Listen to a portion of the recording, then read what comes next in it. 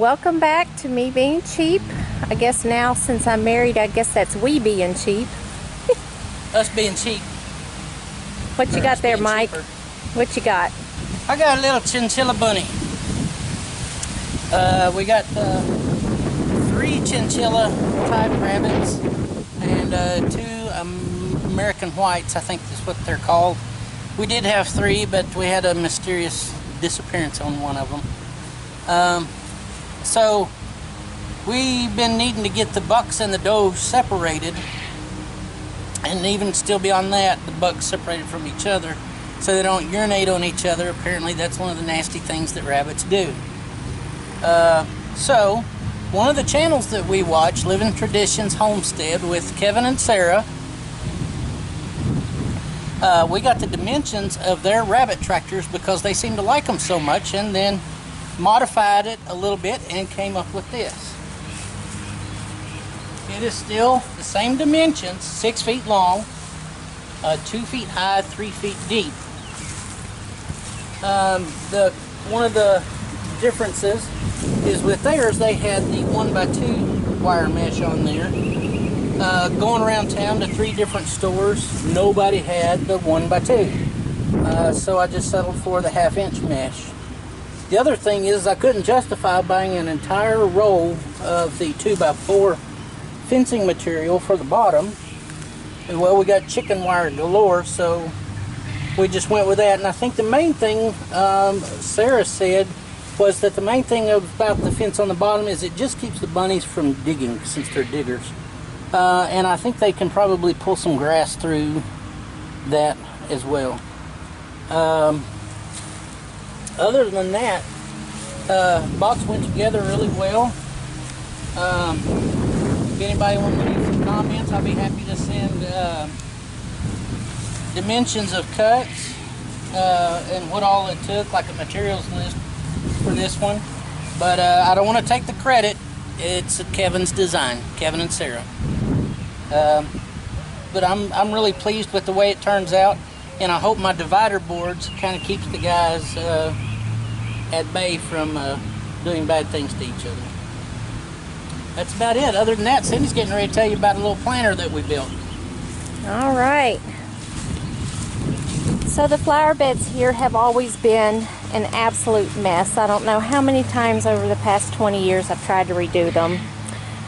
So this time Mike built a little raised bed table, a planter, and we dug some of the strawberries out of this flower bed. Ooh, looks like these guys need a drink. And planted them. And then we had purchased some new ones from the store. Now, we are also going to plant asparagus in here too. So this will be our permanent location for the asparagus. This was made out of untreated wood. This is actually the 2x material that we had bought for bee boxes. But we have not caught a swarm yet, so we went ahead and built a raised bed. Like always, it's windy out here. Welcome to Kansas. Take you over here to the garden. Things are coming along. These are our indeterminate tomatoes, and we purchased this product from Haas Tool. It's a fine line mesh trellis type item. Use T-post hammered into the ground and secured with zip ties. It went up relatively easily. We have them trellised. And then over here, these are our determinate tomatoes, and they don't get as ruly. And so we are using T-post and some hay bale twine. And again, we have the ground cover and the soaker hose, or the irrigation system, and that was purchased from Grower Solution. So again, we both work full-time jobs, and so we're trying to put the effort in on the front end so that we don't have as much work to do and we can just enjoy the garden. So trying to make it as maintenance free as possible. Still requires some work, but trying to make it as maintenance free as possible because we both work full-time. We have peppers. And we have cucumbers.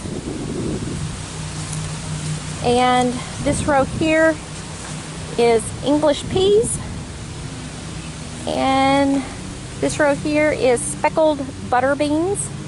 Some people also call those Christmas peas, but they are a giant bean to begin with. And these are the sugar snap peas. Now this is just strung up on chicken wire. We were a little bit desperate to get something going on this one. They were already out of control, and we needed something for them to climb on, and our order from Haas hadn't arrived yet, so these are just strung up on what we had, which was used chicken wire. But they're getting really big, and they are flowering. So cool. Then whatever we had here had a very poor germination rate, and I believe these were purple hull peas, and I think we're going to have to plant those again. These are beets. These are greens. We picked those and I cooked those down last night. Big old mess of greens, cooked down to almost nothing. They're gonna go in the freezer. We only had one collard that survived.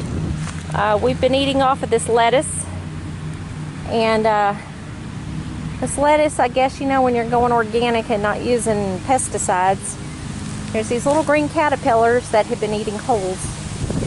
They especially like the, I think that's bib lettuce, and I think this is butter crunch, but they really like that bib lettuce over there. Okay, so over here in this next row, these are the dragon tongue beans. This is like a green bean type of plant. They're really good. And every once in a while, we have random horseradish that we had planted last year. It's kind of coming up in odd places. And then over here, we tried to plant purple hull peas again, and another type of cowpea, and it's just very poor germination rate.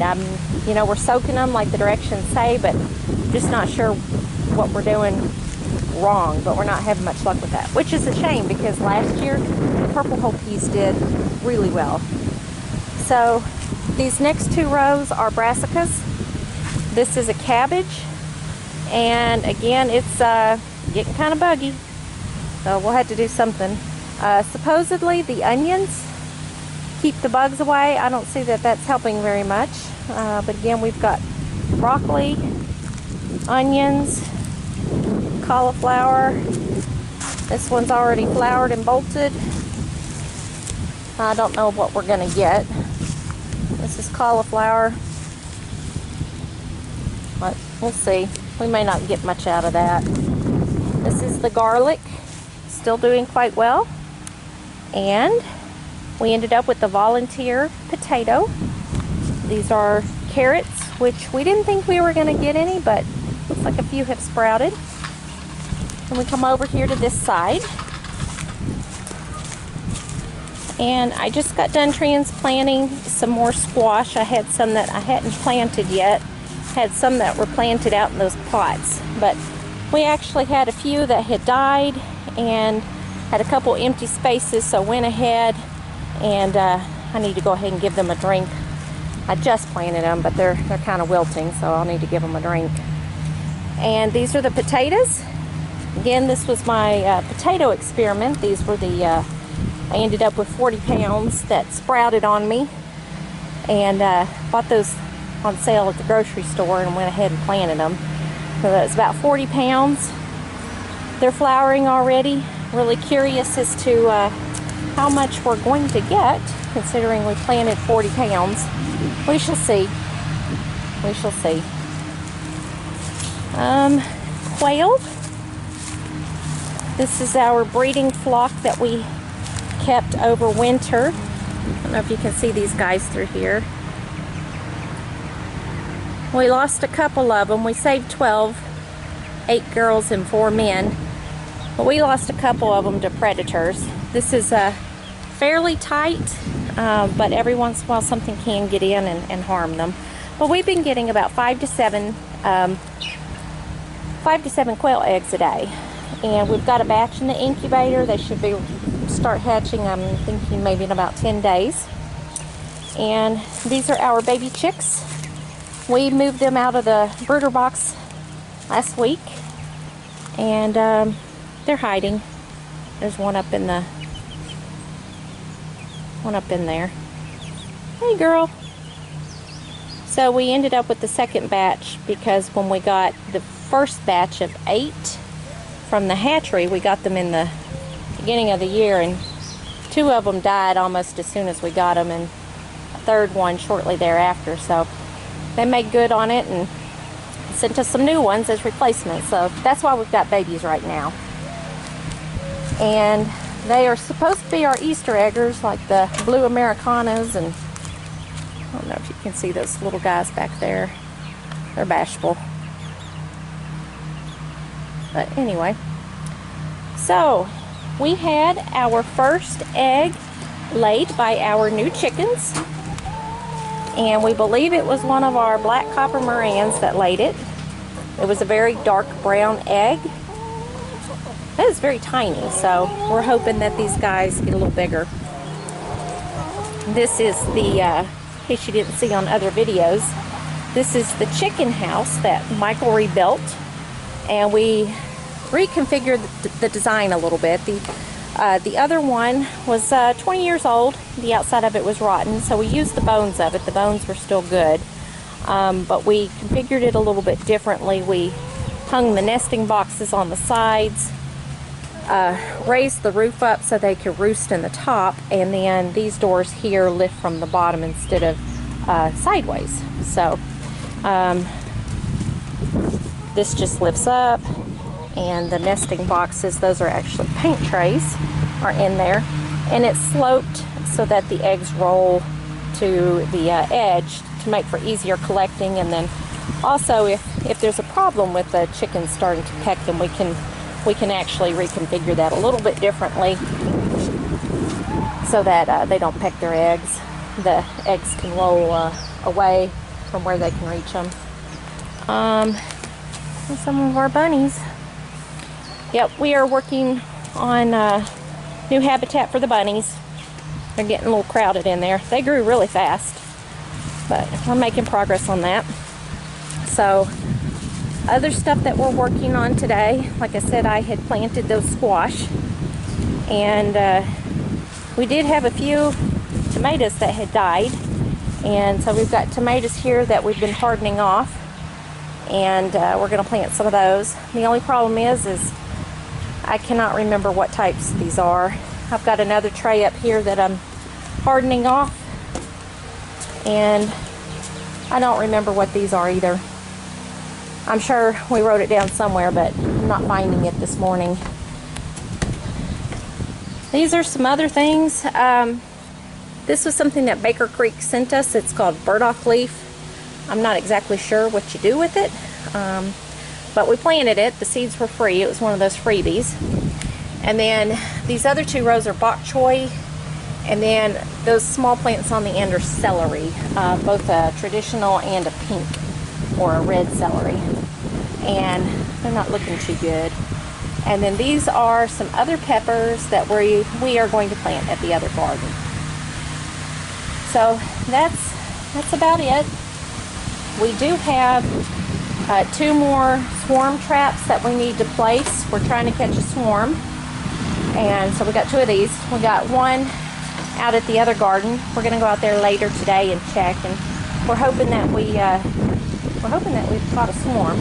That'd be really, really nice. That'd be really cool. Anyway, this is the update. We hadn't done an update in a while, so we thought we'd give you a little update on some of the projects we've been working on. Again, try to grow your own food.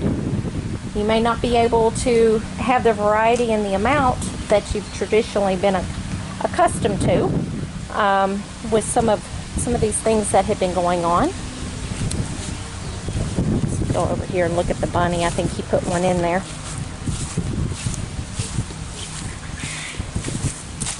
Hey, bunny. Oh, he's eating. He looks happy. Oh, yeah. He likes that grass. And so does this guy. Nice. That'll also save on feed.